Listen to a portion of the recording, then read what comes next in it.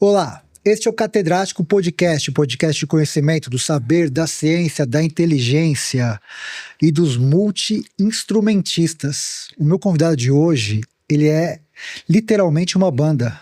Ele pode ficar só ele no palco e ele exerce todas as funções, mas também fora do palco ele pode também fazer contrato, ser hold, o cara é produtor, o cara é arranjador, o cara é tudo isso e mais um pouco. Johnny Boy, cara, que honra ter você aqui. Rafael, salve, salve. Alô, Câmbio Mundo, como é que estamos? Como eu costumo me comunicar através das nossas mídias, um prazer enorme conhecer o seu trabalho, estar aqui com vocês, podermos falar de uma coisa maravilhosa que é a nossa missão, nossa vida, do mundo da arte, da cultura, amigos que estão, alguns que já partiram, mas uma honra, um grande prazer estar aqui contigo, irmão. Você sabe que eu tentei, cara, tocar guitarra. E não consegui, que eu acho assim difícil a coordenação com o dedo, com não sei o que. Cara, e você não toca só guitarra, você toca baixo, tudo que você... Como assim, cara? Que facilidade, que dom é esse? Quando você descobriu que a sua vocação era essa? Boa pergunta. Essas coisas acontecem, como você falou, como você... Tentei aprender isso, aquilo, não consegui, né? E acho que a música, quando ela está em torno de uma pessoa para acontecer na vida, para se tornar um profissional ou um cara ligado, porque a música aqui no Brasil, a gente fala muito tocar por ser músico, mas o lance é tocar, nem sempre precisa ser músico. Conheci ótimos músicos que não viviam da música, médicos, policiais, professores, professor de inglês que canta legal pra caramba, né? Mas também como grandes músicos que já, eu não sei qual a sua faixa de idade que isso aconteceu, mas é aquele clique da vida, né? Como tem para tantas outras profissões, o cara naquela 7 anos, se já aconteceu alguma coisa, eu sei pela minha experiência de vida, hoje eu já tenho 66 anos, né? Então são bloquinhos de falar do futuro, de viver o futuro, aí esperar outro futuro e viver o outro futuro, gerações, né? E eu peguei na música já lá aos 10 anos de idade, um exemplo, como todo mundo, talvez foi por aí, parecido contigo, só que não larguei mais, a vida foi tomando uma proporção. Eu sou um cara muito espiritualista e não acredito muito em coincidências, né? Pô, hoje a gente vai tendo um entendimento de vida. Todos os credos são legais, desde que eles tragam conhecimento, entendimento sobre a vida. E no caso da arte, ela é isso. É importante sonhar, cara. É importante sonhar. Eu vivi coisas mágicas. Eu sonhei coisas que eu vivi depois, assim. Porque a primeira vez que eu ouvi, um exemplo, o disco do Tutti Frutti, Ovelha Negra, isso eu já tocava. E eu não sei, eu tinha uma impressão que eu ia... Sabe como você acha? Eu vou fazer parte desse negócio de algum... E não é daquela banda, não. Foi desse som. E eu tive tantas oportunidades legais de contar essa história para o Luiz Carlini, a quem eu mando um beijo. Carlini, guitarrista. Te amo. Você é muito importante na vida de todos nós do rock and roll, porque eu conheci já com todo esse respeito. Isso trouxe para minha bagagem muita coisa importante, porque de aprender a tocar a chegar lá, é legal aqui no começo, começar o cara que gosta, ele se imagina assim, e eu sonhei, cara, tocando em lugares que depois eu estive tocando, que alguma coisa emocionou. Sabe aquele sonho lá quando você era moleque, com essa camisa preta, transparente, não sei o quê, tocando um baile de formatura, com uma banda chamada Edinho Show Santa Cruz. Bom, uma banda não, a banda The Best. Cruzeiro Marítimo. Tudo que tiver de leite, assim, de coisas legais. Você fez isso, Fiz com o Zácaro, italianíssimo, que aí são períodos, né? Isso aí, trabalhei com eventos, e o Zácaro, essa coisa que tem hoje de cruzeiro dos artistas, né? Naquela época eram mais as empresas especializadas, né? Eu trabalhei para uma empresa portuguesa, Costa Turismo, apesar de ser italianos, Linha C, eram portugueses os donos. E legal a convivência com músicos italianos, com americanos, que não era só uma banda, eram várias bandas, não era horário que tinha que cumprir. Se eram os italianos, não interessa que é samba, vai tocar samba. E se eram os brasileiros que tem que tocar tarantela, vamos tocar tarantela. Isso é bom pra gente, porque quando você já chega num... Vai te refinando, É né? isso, o HD, né? A livraria toda, a gente vai adquirindo mais possibilidades para solucionar problemas em ensaios. Eu sou muito ligado em coisa organizada, em como fazer. Tive muito problema com artistas por esse meu... Aham. E por isso os caras confiaram muito em mim, né, mano? Porque sabia que eu tava lá com o repertório anotado, aí coincidências. Pô, essa música é em Mi, a outra tá em Mi também. Sim. Mas por que você quer saber? Faz. Porque, pô, eu tô tocando slide. Pô, na outra eu posso não fazer de slide, fazer de wah-wah. É, assim mesmo, o papo era esse. Essa acho que é a importância de todos. E isso vai pavimentando a confiança, a amizade. De repente, porque tudo é muito rápido. Hoje a gente vê, a vida sempre foi assim. Sim. O feed sempre andou, né? Rápido pra caramba. Hoje, com toda a informação, mas a vida é isso: é um que confia, acabou a banda, mas o cara tem um problema numa produção. Pô, tem aquele cara que é o tocar, é o conviver, é o que envolve ser um profissional. Nem todos têm uma característica, como você me perguntou dos instrumentos, porque eu dei a sorte também de ser uma pessoa muito simples, família simples, humilde, e de não ter os instrumentos.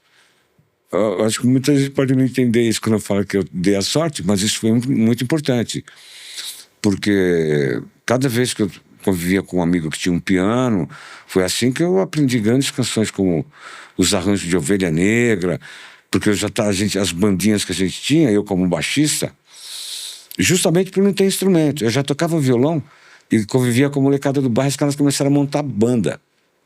Isso em 73, mano. Pô, só que eu já tocava Animals. Pô, dei sorte. Volto na sorte. Veio um primo meu morar com a gente do Rio Grande do Norte. Se eu sabia alguns acordes, ele sabia alguns e mais outros. Já conhecia Beatles, conhecia a música que estava acontecendo no mundo. Aí Beatles acho legal, mas não sei, eu acho ainda muito excelente, importante, mas o Animals, não sei, nem lembro porquê. Me bateu tão forte aquela introdução do The House of Rising Sun. Nossa, eu falo, caramba. E o que você está falando é legal, porque assim, para as pessoas entenderem, né, quando vê o Johnny hoje no palco lá com ira e tal, acha que é fácil, que é só tocar lá o baixo, guitarra e tal, para chegar lá. Mas é todo um caminho que percorre, cara. O cara, baile, cruzeiros, enfim, várias outras coisas que o cara tocou, eventos, uma série de coisas que foi o quê? Foi refinando o trabalho dele, né? Quanto mais se executa, melhor você vai ficando, né? Vai mais horas no ar. E tal, né? Quer dizer, é igual o piloto de avião, tem que ter horas de voo, né? Verdade. E isso que você fez, né? Toda essa trajetória que você construiu até chegar onde você chegou, foi de muito estudo, de muita luta, de muita batalha para chegar nessas histórias todas. E muito o que você falou também, a questão do profissionalismo, né? Porque para as pessoas te chamarem tudo é porque você tinha uma reputação, tem uma reputação que faz com que as pessoas confiem no seu trabalho. Isso. Para o bem e para o mal, porque como eu comentei já durante a nossa conversa, às vezes você chega num lugar quietinho, né? Acho que ninguém, cara, se você tá começando a tocar ou já é músico, um conselho de amigo. Tudo que você tem de bom, porque você chegar num lugar já de uma vez querendo fazer tudo com aquela volúpia de um garoto, porque quando a gente é garoto quer ser adulto, depois que é adulto quer ser criança, com algumas atitudes. Então isso é legal a gente conversar sobre, porque as escolas não falam sobre isso e não preparam os músicos para coisas que eles vão viver. A gente fala muito em escalas, o que é natural, mas porra, hoje está tudo aí, o conhecimento ao acesso de todos, né? Muita coisa legal. E essa coisa do profissionalismo é para todos. Aí a própria maneira que o cara se coloca profissionalmente e acontece dentro da cena vai determinando mais, menos, porque essa coisa que eu digo da confiança, música, se você pensar como o Ira, um bom exemplo. Pô, velho, o rock and roll já não é mais aquela coisa, ele pega os instrumentos e vamos lá tocar, não. Tem toda uma conexão com um processo profissional. O escritório, antes de tudo, é o escritório que confia muito no trabalho do Ira há anos, que é o mesmo parceiro, Showtime, que é o Júnior Valadão. Abração, Júnior. E os meus amigos queridos da banda. A gente vai lá com tudo que a gente tem para entregar o melhor. No meu caso, volta aí, cada um na função. Eu até dezembro do ano passado, nós estamos em 2025, hoje dia 1º, dia 2, não, que primeiro, já estou no final. Hoje é 4, pô. Eu faço aniversário de casamento dia 6, né? O Nazi, pra gente misturar tudo e ficar um podcast, como está sendo essa nossa amizade interessante. Eu toco com o Ira muitos discos, há muitos anos, fui, voltei, deixei portas abertas. Carreira solo do Nazi. Isso, sou colaborador. Nazi, um cara muito importante. Nazi e os Irmãos Blues. Os Irmãos do Blues, foi quando eu conheci o Nazi. Eu estava um dia, o Raul morreu. Vou falar do Nazi porque o Nazi é um capítulo, junto com o Ira, muito importante da minha carreira, tão quanto o Raul, Marcelo Nova, Camisa de Vênus, que não são apenas bandas, são bandas que eu toquei, fiz turnês, saí, voltei com porta aberta, era guitarrista, virei tecladista, era tecladista, virei baixista, tudo isso é essa convivência. Mas vamos fazer uma linha do tempo? Sim. Que acho que fica mais Me ajude aí. Cronológica, que é o seguinte. As batutas estão em suas mãos. É que assim, você tocou com muita gente, mas vamos dividir em 3 essa conversa. Certo. Primeiro vamos falar do Marcelo Nova. Isso. Né, que é a banda Envergadura e tal. Isso. Como que você conheceu o Marcelo? Vocês gravaram aquele antológico disco lá ao vivo em Salvador, não foi? Também. Camisa de Vênus e tal. Primeiro DVD. Exato, primeiro DVD. Como que é o Marcelo? Como que foi trabalhar no Camisa de Vênus? Sim, repertório, shows? Legal, Rafael. Abraço para todos os meus amigos, queridos irmãos da música e da banda Camisa de Vênus. Aliás, Marcelo Nova, quero você aqui, cara. Aí, ó. Está feito o convite. Marcelo, Camisa está nativa e hoje, né, fazemos parte do mesmo escritório. Sim. É o Júnior Valadão também que representa, Showtime. E lá em 1988, 6, 7, a gente falou em navio, então um amigo meu, Nadinho Feliciano, abraço, Almir Sater. Foi, irmão, saudade de vocês todos. O Nadinho é baixista do Almir Sater desde que o mundo é mundo. É um cara muito importante na minha formação musical, que nós somos amigos aí de anos de amadurecimento musical. De tocar no programa do Tonico Tinoco, com os originais do samba, na noite, com um monte de gente, em várias casas noturnas. Nós éramos novinhos, tinha gás para ficar para cima e para baixo. Era outro São Paulo, era um São Paulo que existia um cinema filmando à noite, porque a gente andava tudo aquilo, cara, Rua Santo Antônio, Santa Efigênia. Cinelândia paulistana, né? Hoje... Avenida Ipiranga, São João. Isso, grandes músicos. E o Nadinho, eu morava no Brooklyn, ali na Berrini, onde tudo mudou perto da Globo. O Nadinho, baixista, na época nem celular tinha, óbvio, né, cara? Ele mandou, eu tinha um bip. Aí ele mandou um bip urgente. Eu pedi pro vizinho, liguei. Eu pensei, músico, né? Caiu a casa, né? O que aconteceu? Mas aí, irmão, vamos ver. Aí o Nadinho, não. A mensagem. Você tem que aparecer urgente na Avenida Pompeia, número 864. Para nós dois é de vida ou morte, né, Nadinho? Eu falei, então tá, é coisa de música. Sem instrumento, sem porra nenhuma, sem grana para táxi, sem nada. Peguei o ônibus lá, chegou lá, eu olho no estúdio, era um estúdio, 864, que era do falecido, saudoso Neném, dos Incríveis, banda que eu trabalhei também. Aí eu olho em um dos estúdios, assim, no vidro, no aquáriozinho, reconheci o Nova, o Marcelo Nova, cantor de então até aí, eu via o Camisa nos programas, a gente músico conhece tudo, né? Olhei assim, não conheço ninguém, o batera não sei quem é, o guitarrista eu vi que era o guitarrista do Camisa, o Gustavo, falecido agora, pô, velho, que são 1000 anos, o Gustavo e o meu amigo Nadinho, Black, mandando baixo lá, segurando. Aí eu esperei dar uma pausa em uma das canções que estavam lá. Qual é a sua, meu rei? Eu não esqueço porque são músicas marcantes na minha cabeça. E eu abri a porta, o Nadinho, o Marcelo, esse é o meu amigo, o João, que eu falei, que é músico. Ah, legal, velho. Trouxe instrumento, alguma coisa assim? Eu falei, não, eu vi, o Nadinho disse, tá. Aí tinha um teclado lá, um piano Yamaha CP70, legal pra caramba. Vamos fazer um som aí, o Marcelo. Porque não era mais camisa, era o Nova. Ok, vamos lá fazer um som.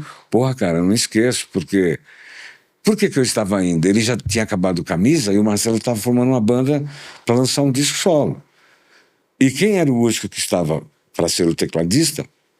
Meu ídolo, um dos maiores mentores que eu tive na música, incentivador, o Manito. Um cara que é muito para mim, na minha personalidade, na música, nas coisas que eu aprendi, que era outro monstro, cara. Tocava violino, flauta transversal, todos os saxofones, teclado como ninguém, Moog, o Manito dos Incríveis, o incrível Manito.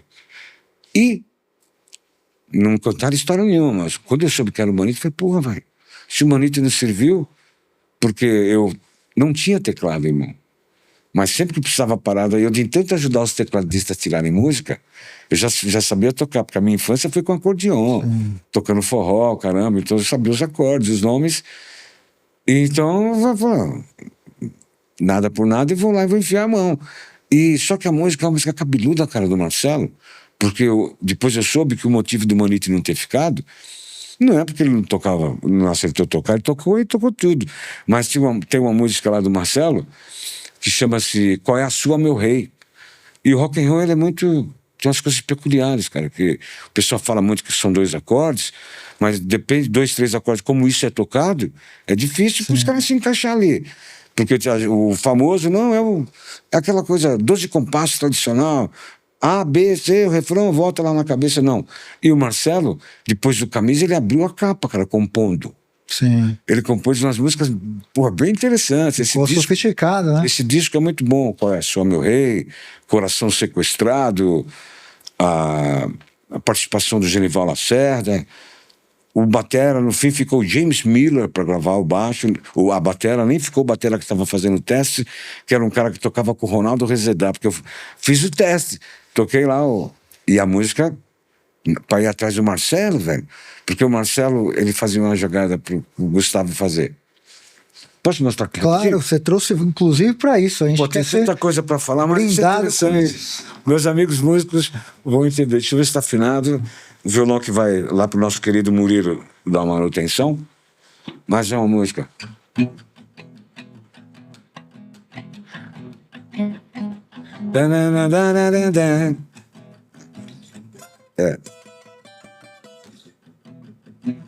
Enquanto ele faz isso, o outro cara tem que fazer. E para entrar em um lugar que entra? 1, 2, 3, 4. 1, 2, 3. Isso é uma batida que o Marcelo desenvolveu, meio parecido com o Bo Diddley. E o Marcelo estava praticamente aprendendo a tocar. A gente trocou muita informação, né? Porque da mesma forma que ele compôs isso, ele compôs 3h15 da manhã. E eu aqui, encantado por lembranças, que o meu coração sequestrado, que um dia... Pô, puta coisa legal. Pra mim que sou fala, pô, o cara viajou por um puta caminho. Aí... A chuva que cai sobre as nossas cabeças. Pô, o Marcelo que o pessoal hoje em dia nem conhece direito, porque é um disco muito importante, pós-camisa, com músicos com outra característica, eu, James Miller, Nadinho Feliciano, caras que não eram do rock and roll propriamente, mas com a mente preparada para receber essas ideias aí e enfiar a mão, tanto que o disco, ouçam, Marcelo Nova é Envergadura Moral. E aí o começo da amizade foi esse, gravei o disco, gravamos o disco. E aí, essa amizade com o Marcelo Nova te leva, cara, assim, se é isso mesmo, né, de fato, a gravar hoje a histórica Panela do Diabo. Isso. Que foi o último disco do Raul Seixas. Queria que você falasse primeiro como que foi a gravação desse disco E como que foi trabalhar com o Raul Seixas, cara? Porque o Raul Seixas assim, o que eu vejo, né? Assim, não sei se vocês têm essa percepção. A impressão que dá é que ele virou uma coisa tão gigante que as pessoas acham que ele não é nem desse tempo. Ele é tipo lá para trás, tipo pré-histórico, né? Mas assim, é um cara que estava assim, na linha histórica recentemente, né? Foi em 89 que ele faleceu. Rafael, existem vários Raús, porque com essa importância toda que ele tem para a história da música nacional, porque eu não gosto dessa coisa que os caras falam que o Raul é o rei do rock. Pô, rock and roll já existia. O Raul, acho que ele fez até um pouco mais do que ser o rei do rock. Ele criou uma linguagem corporal, poética, que falava sobre política, falava sobre tudo, e falei para vocês aí como é que foi o começo com o Marcelo. Logo começamos a lançar esse disco do Marcelo Solo. O Marcelo comentou um dia assim com a banda lá: o Raul tá indo lá em casa de vez em quando tomar uma sopa de letrinha de macarrão da Xuxa.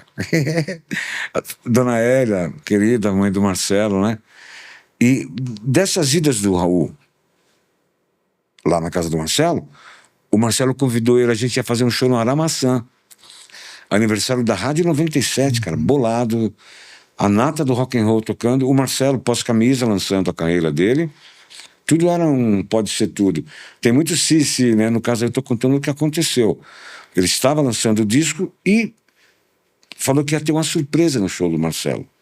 Quem era a surpresa? Raul Seixas. Raulzito Seixas. O Marcelo falou: nós vamos ensaiar, e o Raul vai lá no ensaio. Nós fomos no 864 de novo. E, porra, o Raul Seixas, e nós lá, os moleques meio desinformados do mundo, mas sabendo o que estava acontecendo. E músico sempre colado nos caras que eles mandam a gente. Porque se o músico não falar, velho, é mais aqui, com a sua experiência, o negócio vai ficar mal tocado, e música mal tocada não é nem louco, nem careta, nem bebido, não. Tem o certo e o errado. E essa volúpia a gente ajuda os caras a colocar no trem no lugar. E eu lembro, mano, nós tocamos um Rock das Aranhas com o Raul. Eu acho que nunca mais a gente tocou igual. Porque foi um gás, acho que uma emoção para ele, porque ele estava afastado dos palcos. Sim. Sendo recebido pelo Marcelo, pela banda, com o maior carinho, todo mundo com o maior respeito. Outro dia eu vi o Marcelo fazendo uma colocação que eu achei muito legal num podcast de En Passant, que ele, a banda, todos nós recebemos o Raul de braços abertos para cumprir essa missão aí, talvez a derradeira dele, que foi a Panela do Diabo, a tour, o disco, que está sublimado lá tudo que ele viveu, cara, nas letras. A porra tá toda lá. O Raul foi muito claro em tudo que ele escreveu. Mas estava ali quem? Mais uma música, porque ele vai participar no show. Aí passamos também Cowboy Fora da Lei. Oba! Aí ele falou, o batera era o Franklin. Aí ele, pô, o Coelho é rápido. Ele começou a chamar o Franklin de Coelho, porque o Coelho era rápido. Raul, né? Os caras têm... Eles acham as colocações certinhas para tudo. A gente chamava o baterista de Frango, por causa do biotipo. Batera famoso, cara. Gravou Fruto Proibido, gravou discos importantíssimos. As bateras. E com o Raul virou o Coelho, porque ele dava uma corrida. E não, o Raul falando, não, tá rápido. O Cowboy Fora da Lei. Que o Raul meio excelente, até fazia tempo que ele não tocava, velho. E a banda era uma puta gás do caramba, querendo arrebentar, explodir o mundo. Marcelo, isso aí tem no YouTube, viu, pessoal? Vocês vão achar. Graças a quem? Silvio Passos. O querido amigo que, para vocês entenderem... Nosso amigo em comum. Fez esse triângulo aí que vocês vão entender bem, quem sabe do que eu estou falando, a importância dessa conexão. E o Silvio tem um acervo maravilhoso. Alguns ensaios... Esse foi muito importante, porque não foi ensaio para disco, para nada. O Raul ia participar... A gente não imaginava que estaria começando ali. As outras sopas já seriam compondo Pastor João, Carpinteiro. Muita estrela, pouca constelação. Aí, né, já haviam gravado. Aí, nessa sopinha toda, eles já começaram a compor a panela. Porque o show foi, cara, fenomenal, a volta do Raul para os palcos. Uma que as pessoas demoraram um pouco para entender o que estava acontecendo. Porque tinha muito cara, tem hoje ainda cara parecido com o Raul cover. Pô, subiu um cara lá cover do Raul. E o pessoal foi sacando que tinha rolado mesmo, que o Marcelo recebam com muito respeito, o pai do rock, a porra toda lá, veio abaixo. E aí a gente tinha ensaiado Metamorfose Ambulante, cara, também. E talvez tenha sido uma das emoções maiores da minha vida, assim, porque a gente não esquece, por mais tempo que passe, porque a gente via que o Raul ainda estava retomando a vida dele. O Marcelo trouxe ele de volta pra pista, mano.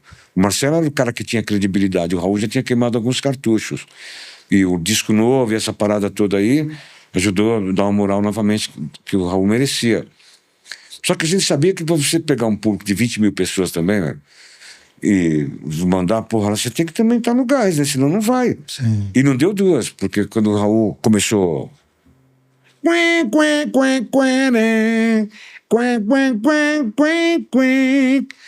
Mas já não saiu legal, já saiu meio fraco, emocionado e rasgado e voltando pra vida. Só que quando ele...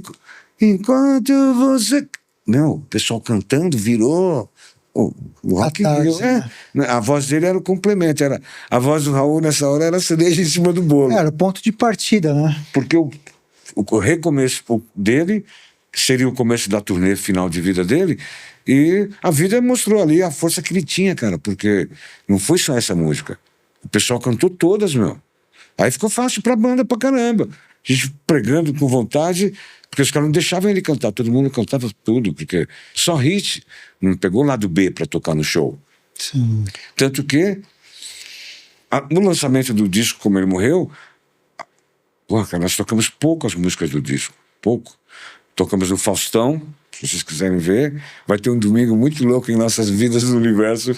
A gente ao vivo com o Raul, eu com a metade da barba, acabou a luz, então eu só consegui fazer metade da barba. E ficamos numa puta inundação, aí não veio artista nenhum.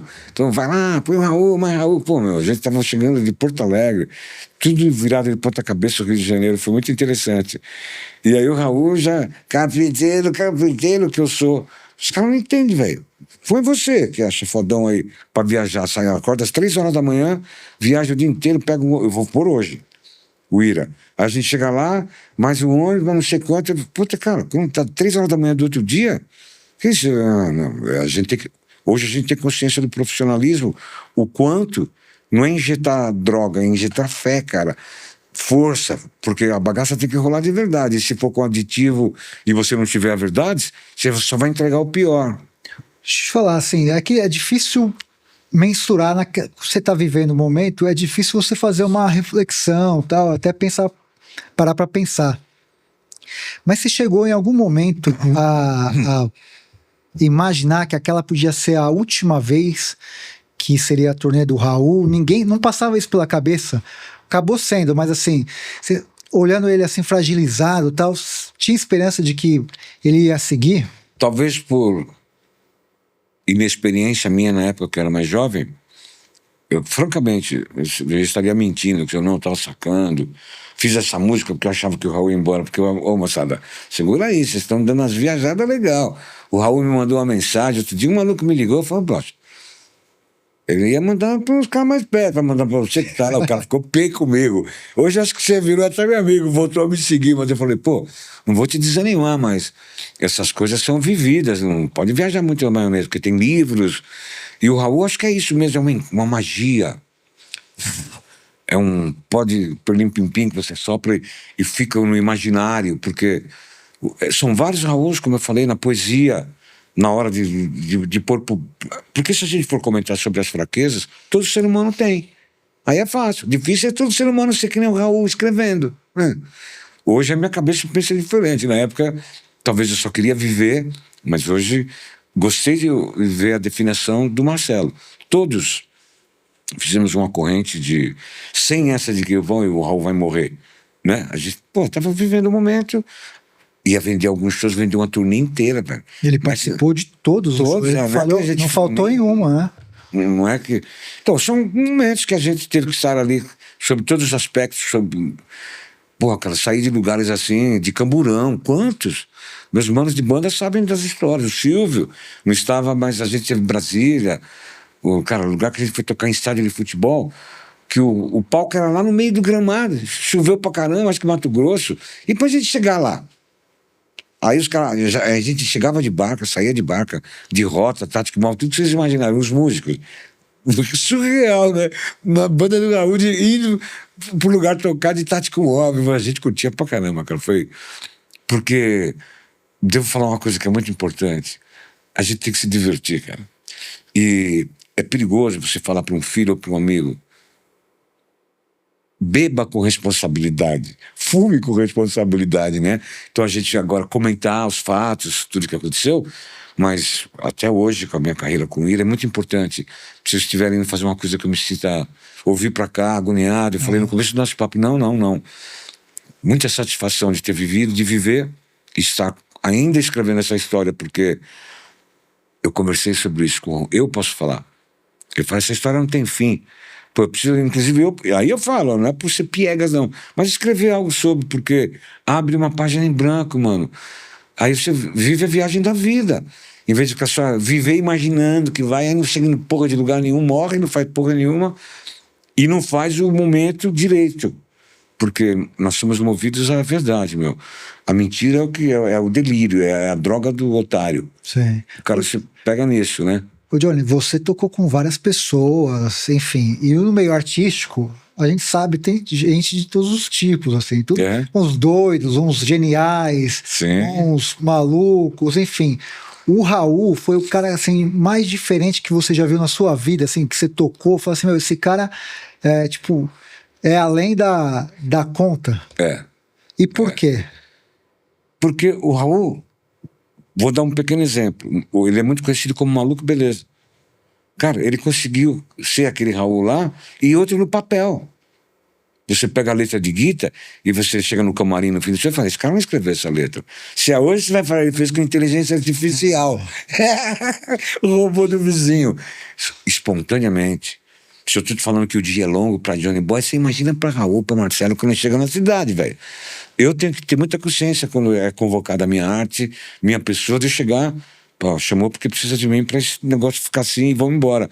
E a gente tem que dar um maior valor a essa... O Nas é outro cara que ele atende até o último, cara no camarim. O Raul fazia isso, velho.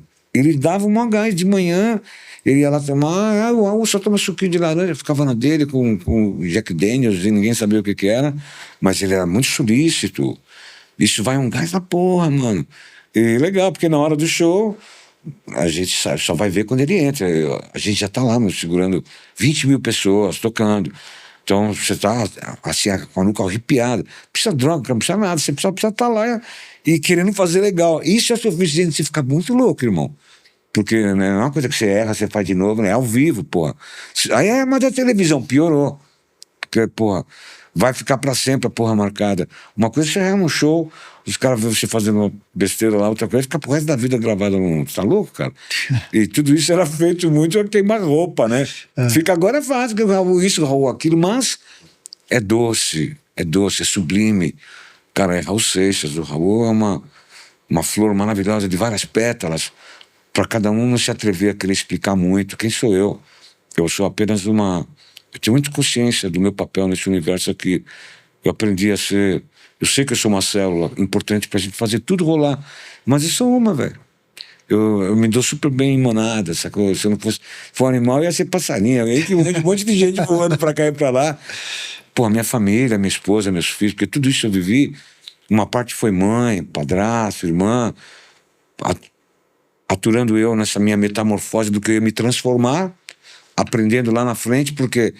Aí fala, pô, o cara falou eu falei, velho, metamorfose, que eu vivi isso, estamos vivendo. Vocês é que acham que o pessoal tem que aprender a viver com mais calma no trânsito, pai respeitar filho, filho respeitar amigos. Pô, cara, onde é que nós vamos parar com tanta violência, com tanta distância?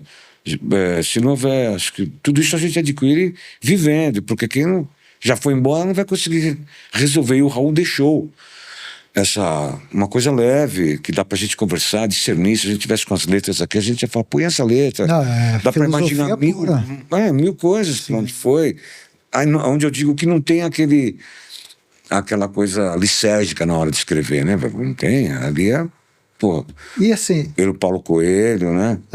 Essa questão, né, antes de a gente entrar até no Paulo Coelho, Você dedilhou aí algumas músicas do Marcelo, do Raul, enfim, cara, você tocou com várias pessoas, várias, assim, centenas de músicas. Como é ter isso na cabeça, cara, assim, de decorar tudo? Porque eu lembro que o Raul, ele cantava e às vezes ele trocava a letra porque ele esquecia, tal, que eu acho que é uma coisa normal, cara, é tanta coisa, tanta informação. O Roberto Carlos, por exemplo, tem um monitor que ele fica olhando a letra. Pronto. Como que você trabalha isso, cara? Essa memória de chegar e falar assim, ó, cara, toca essa aqui do Marcelo, e você pegar e... uma que eu toco há anos, né? Um esboço, né? Mas graças a Deus, porque a música é isso. Nos comprometemos, opa, é como se fosse fazer uma roupa. Aí vamos fazer, a partir do momento, só que seria uma reunião para combinar o repertório. Então, pô, aí a gente na próxima a gente traz até um vinho. Sim. Mas eu acho que isso a gente tem que se policiar. Nem só o músico, talvez o ser humano de uma forma geral, porque... Mas você trabalha a sua mente para você memorizar tudo isso, cara? Sim, ainda nada específico, nada de magia, mas eu toco muito sem instrumento. Eu poderia dar milhões de exemplos e as pessoas vão lembrar de mim também. Vai ouvir o Carpinteiro do Universo, vai saber que aquela introdução sou eu tocando. Vai ouvir lá, sei lá, o Pastor João, opa, o Johnny Boy. Isso é importante. Senão eu ia fazer qualquer acorde lá. Não, eu tenho que pensar nisso e conceber a magia da... Só que eu comecei o papo falando, a gente tem que tomar cuidado, ser humano, pra gente não acostumar o cérebro ficar meio preguiçoso, né? Eu, desde sempre no mundo da música, eu fui muito responsável. Eu nunca gostei de passar vergonha, irmão. Não gosto. Os caras brincam, falam que eu tenho ouvido absoluto, é perigoso. Falam, não, é obsoleto. É perto, porque eu sei as notas, eu ouço, eu sei que acorde que está, a harmona para onde vai. Felizmente, isso não é uma magia, é prática, eu acho que é coisa orgânica também de cada um. Sim.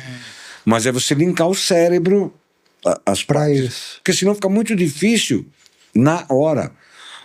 Se você acostumar a deixar sempre para ver na hora, tudo na vida vai ser na hora. Então você não pode falar, pô, toca um pedacinho, toca uma música, sei lá, mano. Ovelha Negra, você falou que tocou com Tutti Frutti, eu toco um pedaço, eu quero sempre mais. Tô tocando teclado, eu não posso falar isso. No meu caso, aí você fala, por que não pode? Porque a gente convive com gente, com psicólogos, e no meu mundo não é que não pode, isso tem que ter explicação, peraí. Porque está quente, está frio, queima. Se é criança, a gente tem que explicar, mano. Você vai falar, não pode virar as costas? Exatamente. Só que o ser humano é a mesma coisa. E eu acho que a gente tem que ser instigante, nós como pessoas, para falar, pô, então se a gente trabalhar junto, talvez essa essência traga para o meu lance uma soma, porque foi assim que eu estou aqui, com o Manito, com o Bocato, com o Norival D'Angelo, com Lenny Gordon, com o Edgar Escandurra.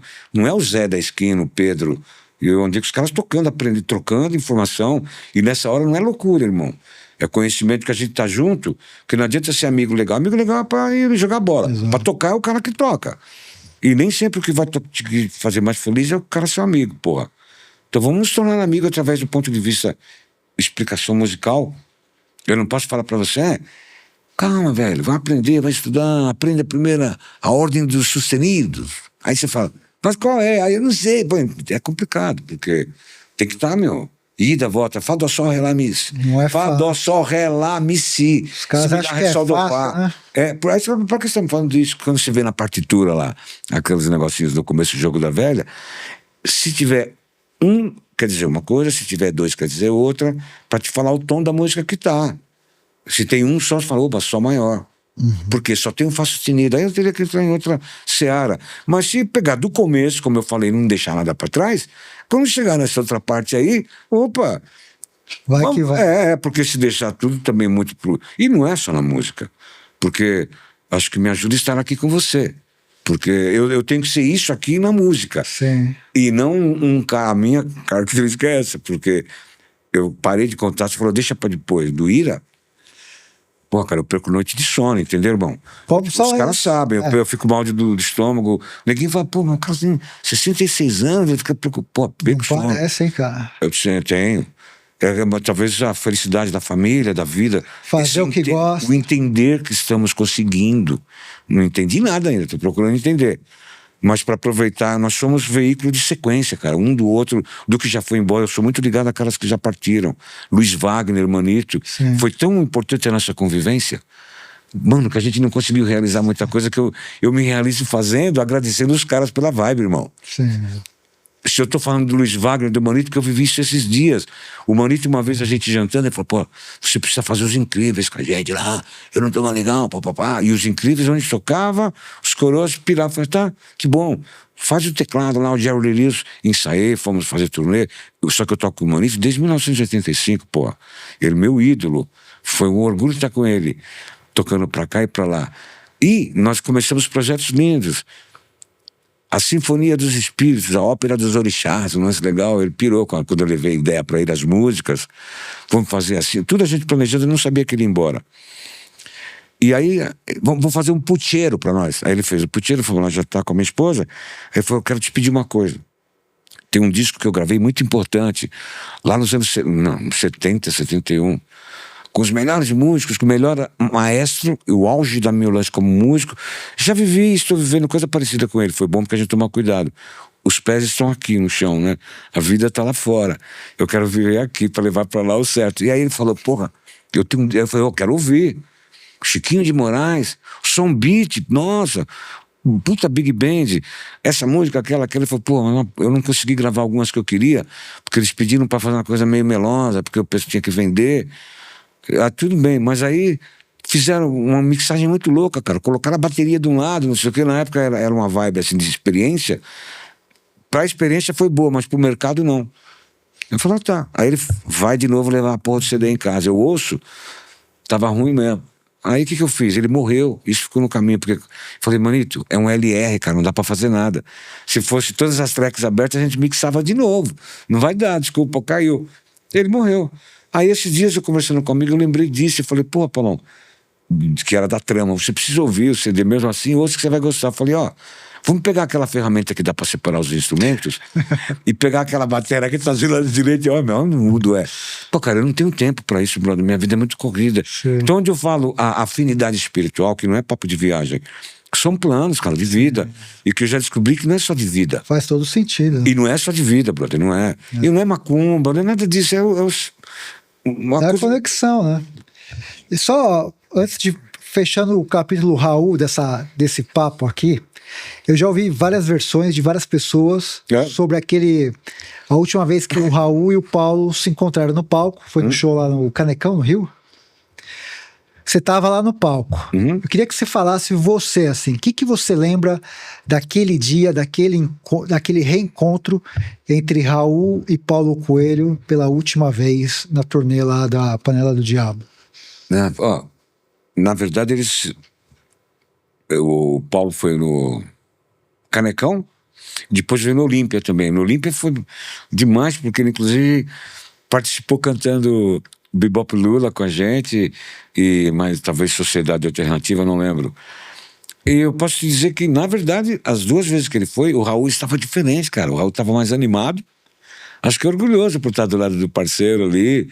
Eu lembro disso direitinho, ele com o Manifesto. Papiro. Sim. Isso. Mandando mais na vibe. Porque nós, como banda, nem todos iam. Não é que não pode ao camarim deles. Tem camarim da técnica, tem camarim da banda, tem o camarim dos artistas, tem o camarim da afinação, né? É o ambiente de backstage, né? Sim. E o Raul e o Marcelo tinha muita coisa para falar. Eu não vou falar o nome de jornal, mas jornal A, B, C. Então sempre aquela coisa, pô, que é fogo antes do show, né, mano? Porque daqui a pouco tu tá no palco lá mandando mal gás. Então, ou, se não jornalista, vamos falar do Canecão, Caetano Veloso. Pô, as personalidades que estavam curtindo, que o Raul estava na estrada e iam assistir. Ouvi comentários legais do Caetano, eu peguei já falando de clima. Pô, o Raul era muito simpático, o cara conversando. Raul, Marcelo e Caetano. E o Caetano Veloso falando, pô, legal aquela música, não sei qual que ele falou lá. Bacana. She's So Heavy. Lembrei dos Beatles. Uma que entrou no bolo, nem lembro que essa música entrava lá no show, mano. Mas o maior astral, o Raul, ele era motivado, mas nessas ocasiões especiais, porque de novo, mano, era o dia inteiro falando pra um monte de gente. E a gente... Ele ficou feliz de ver o Paulo Coelho lá. Sim, eu tô falando isso pela performance, pelo tom de voz, porque tinha algumas... Foi diferente. Sim, E não só foi com ele não, viu? É que eu não vou lembrar agora, mas com uma outra pessoa assim que eu lembro, Vanderleia. Que ele chegou a gravar com ela. Vanderleia, não posso esquecer isso. Gravaram, tanto que ele, menina bonita. Isso foi no Olímpia, já não foi no Canecão. Minha mãe sentada do lado, minha irmã e o Raul em pé assim na porta, todo mundo ia ali tirar foto com ele. Aí entrou o cantor do Zig Sputnik lá com os cabelos tudo cor-de-rosa, parecia um pavão, velho.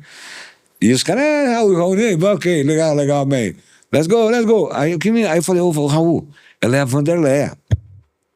Ah, sei. Ela falou, eu gravei com você, Raul. Que música. Linda. Beijo, Vanderleia, Lalo. E você vê o respeito, né? Porque aquela pergunta que você me fez, acho que cabe a todos, porque eu, na minha inocência e na minha idade, talvez não estivesse sacando tudo que estivesse acontecendo. Eu creio que muitos que estiveram, eu contando para você dessa forma assim, eu vejo que, pô, não vou ter chance de ver o show dele de novo, o próprio Caetano, né? Porque hoje eu vejo humildemente a minha agenda, imagino do Caetano, deve ser também. Porque não é questão de fazer muita coisa, fazer direito. Se liga aí, combinar e não fazer, todo mundo faz.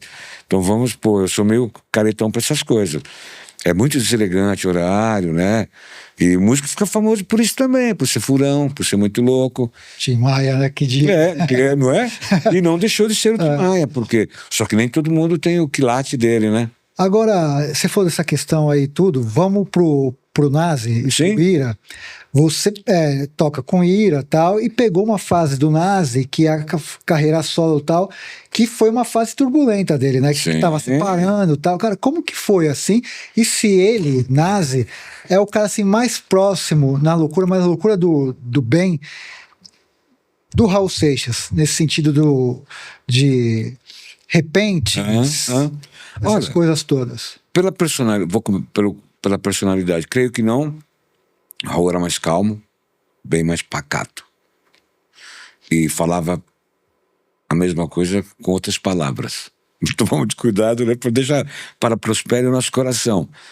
E o Nazi, se for por uma personalidade, pô, se eu pegar Walter Franco, porque, que também é pacato. Porque o Nazi, felizmente, ele é ímpar. Ele é um Wolverine humano, né? Certo. O que o torna muito original. Não tem nem valor a mais nem a menos, né? Mas tomando cuidado, porque talvez o fato de o Raul ser um cara muito das palavras, escrevendo, compondo, fazia dele todo esse mistério. O Nazi é um intérprete. Ele vai ler o texto. Eu sou parceiro do Nazi, meu maior parceiro. Se marcasse, a gente tem 10, não sei quantas músicas, mas somos parceiros, né, Nazi? Amo o Nazi, cara, como pessoa. O Nazi vem aqui também, por favor. Vai ser uma coisa muito interessante, porque vou falar que é ser difícil ser Nazi, né, irmão? Porque eu convivo com um cara há muitos anos, muito antes de tudo isso acontecer. O Nazi me chamou para os Irmãos do Blues quando o Raul tinha morrido. Um momento. E o Nazi, ele sempre foi meio carreira solo, saca? Ele nunca fora do Ira, ele foi bonzinho. Isso é legal pra caramba. O Nazi é o Nazi, mano. No Ira, na carreira solo, eu falo pros músicos, ele não gosta quando eu falo. Falo, mano, o Nazi é encardido, velho. Johnny Boy, qual é encardido, meu? Vamos pensar que eu sou pouco. Eu falo, não, é encardido na nossa linguagem, os músicos sabem. Pode ficar sossegado. A gente tá combinando o repertório, tira, nós vamos lá passar, não vamos estudar as músicas lá, aprender a tocar. Porque tem música que faz isso ainda, velho. Você combina ensaio, chega lá, o cara começa, põe pra eu ouvir. Isso é quando a gente tem uma pequena dúvida. Agora, se for todo mundo fazer isso, não tem. Vai ter que marcar um mês pra ensaiar uma música. E o Nazi, ele não toca no instrumento, mas ele é um intérprete da vida. Ele vive muito esse personagem Nazi do jeito que ele é. Solo, ma non troppo. Como ele mesmo diz. E, pô, Nazi, você acertou em cheio no nome desse disco, porque a vida dele é isso. Não dá muito para comparar, e ao mesmo tempo, vou na sua linha de pensamento, tem um lance de Johnny Cash. Sim. Não só por ele ser fã, mas aquela coisa gangster do cara de Chicago, americano, um branco com alma mafiosão, né? Branco com atitude de crioulo, não toca mais. Fala, quero que já teve músico que perguntou para mim, velho, que você não entendeu, brother? Não, foi então. Nazi, faz de novo a frase aí, porque é uma coisa que ele tá criando na hora. Se cada um na vida for perguntar pro cara o que quer, nunca vão criar porra nenhuma. E ele pode ter outras ideias musicais. Se o Raul enfiava a mão na caneta, porque com o Nas a gente demora pra compor, mano. Tem música que nem foi parceria, porque quando eu mostrei ele não gostou. Ficou tanto tempo com ele que a gente, uma vez na volta do Ira no ônibus, vamos fazer um disco novo aí, que estamos tocando pra caramba. Eu já tocava baixo, eu acho. Eu falei, tá. Eu falei, porra, Nas, eu tenho observado algumas coisas, eu vou pôr no papel. Tá, legal. Aí eu fiz, vou falar rapidinho aqui. Um lance assim, quer ver o que vocês acham? Depois eu vou ver ele lá. Posso ir nessa aqui? Manda. Eu vou tirar a introdução, vou tirar tudo. Mas eu observando ao meu lado o Nazi, as pessoas, porque eu não escrevo por metáforas. Um outro dia, numa outra hora, a gente fala sobre minhas composições, o que eu estou preparando. Não tenho pressa nenhuma, até porque elas já estão gravadas. Mas é mais em observação tudo que está acontecendo do que ficar inventando muito. Aí eu falei, eu tenho umas coisas anotadas que eu vou musicar então vai lá. Aí eu fiz e depois mostrei, mas é assim. Você me conhece, sabe muito bem das coisas que eu gosto e como sou. Sou igual ao vinho, que envelhece e fica bom. Só resta agora você vir provar aquele jeito medo que ficou do seu olhar, parecendo que não era com você. Fugiu desde a primeira vez que eu te vi.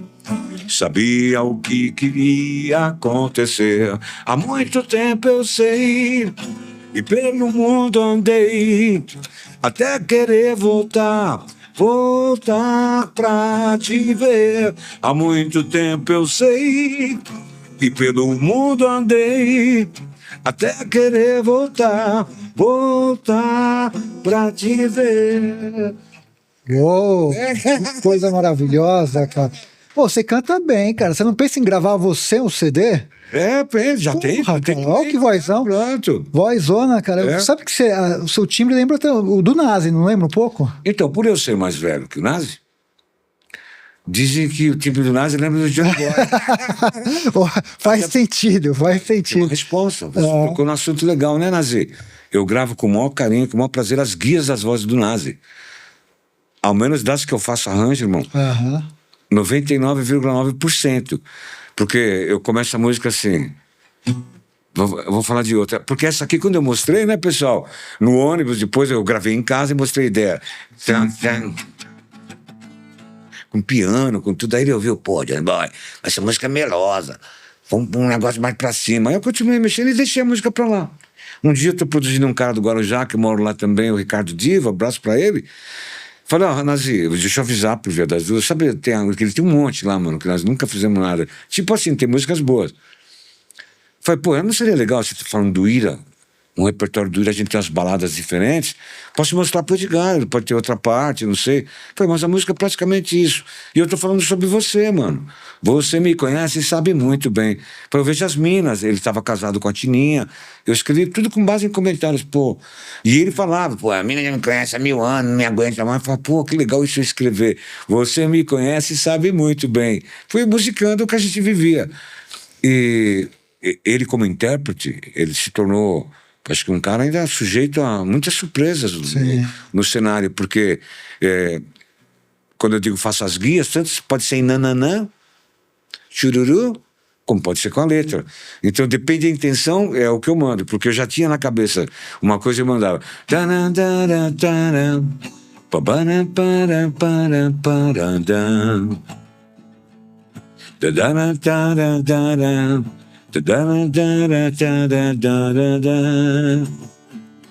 Aí eu, e as flores do Aroshi secaram na ausência de nós dois. Aí o que eu queria pôr, mesma ideia. Vejo tantas flores, mas estou indiferente. Não vejo mais cores em você. Pô, legal. Mano, nós ficamos 2 anos. E era o nananã.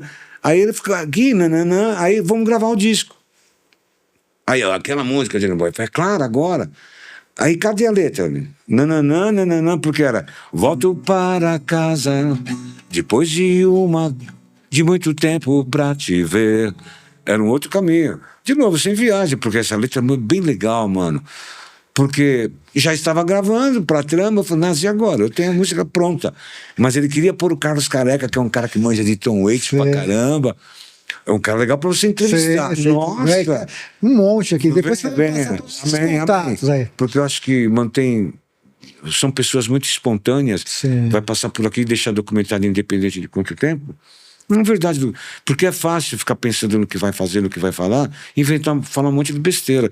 É legal depois assistir e falar, pô, é isso mesmo, porque é perigoso também a gente ser assim e falar um monte de besteira sobre quem ou sobre o quê, e depois falar, pô, não precisava ir por esse caminho. Acho que a vida, né, é assim, na música não é diferente. E cara, ele não diz, não, essa música é minha cara. Eu falei, cara, você imita ele direitinho. Ele não fica puto com você, não? Não, ele ouve deitado, né, brincando. Lembra um pouco a Daniela Barbosa. Assim, não, eu não sei, mas eu quase, quando eu falo, sei lá, mano, qualquer coisa, porque quando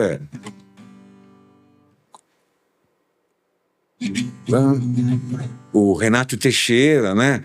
Porque, ó, nesse mesmo disco, a letra não estava pronta e o Renato Teixeira veio e falou, puxa vida, velho.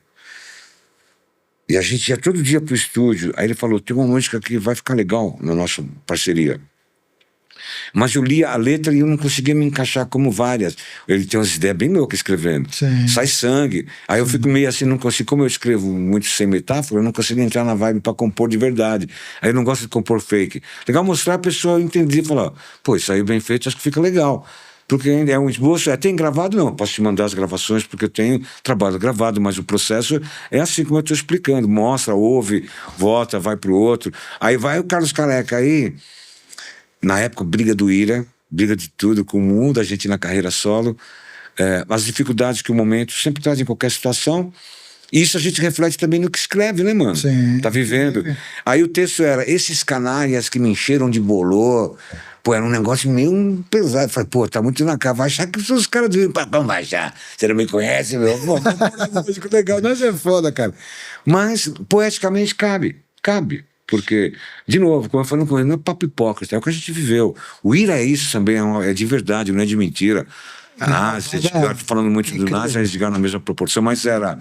Aí virou, esses canalhas que me encheram de bolô, é uma piada, pois pra mim eles são nada. Eu agradeço ao maldito pé que me pisou.